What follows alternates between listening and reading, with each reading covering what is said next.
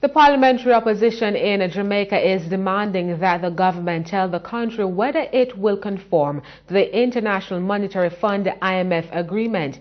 The opposition demands follows concern expressed by the IMF's mission to Jamaica, Dr. Umar Ramakrishnan, that the IMF has not totally signed off on all the budget documents for the 2016-2017 fiscal year. The expenditure budget and indeed the revenue estimates and other things that were presented still raise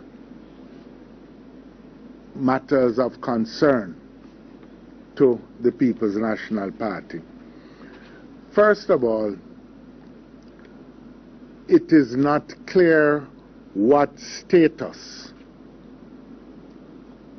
the budget documents have, and I say this especially in light of the reported comments of the IMF Chief of Mission that was reported in the media, which indicated clearly that these documents, budget documents, have not been settled with the fund, and so we are not clear whether it is in conformity with the agreement arrived at with the International Monetary Fund. This is not to say that the government of Jamaica cannot choose to depart from, but at any rate, if they are choosing to depart from the fund agreement, they need to make it clear. But it is very unusual that a set of estimates would be presented and that we have the Chief of Mission of the fund say that as far as the revenue side of the budget is concerned, nothing has been settled. The budget represents the main instrument of economic management for any country, and it must fit within the broad parameters of our commitments internationally, particularly when we have an extended fund facility.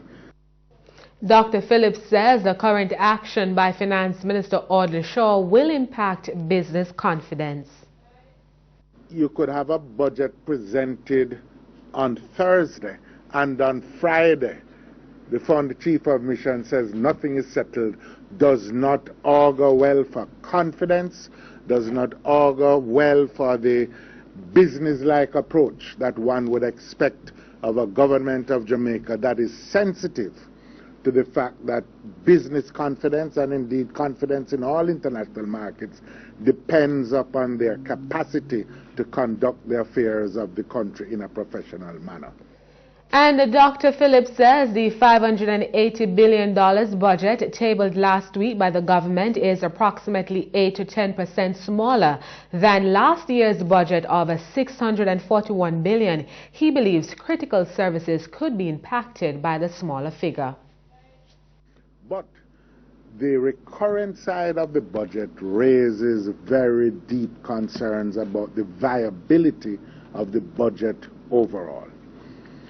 In real terms, this budget is somewhere between 8 to 10% smaller than the budget last year, which means that, and what I mean by this is simply that it is about 1% larger, but bigger than what was the original budget approved last year. But it includes 3% for wages and salaries, minimally, in fact a little bit more, because of some of the allowances. And it projects 5% inflation. So that in effect, it is somewhere, as I said, between 8 and 10% smaller. It will buy 10% fewer services and goods than was the budget for the previous year. And so in a sense it reverses a pattern which was established to expand on the delivery of government services.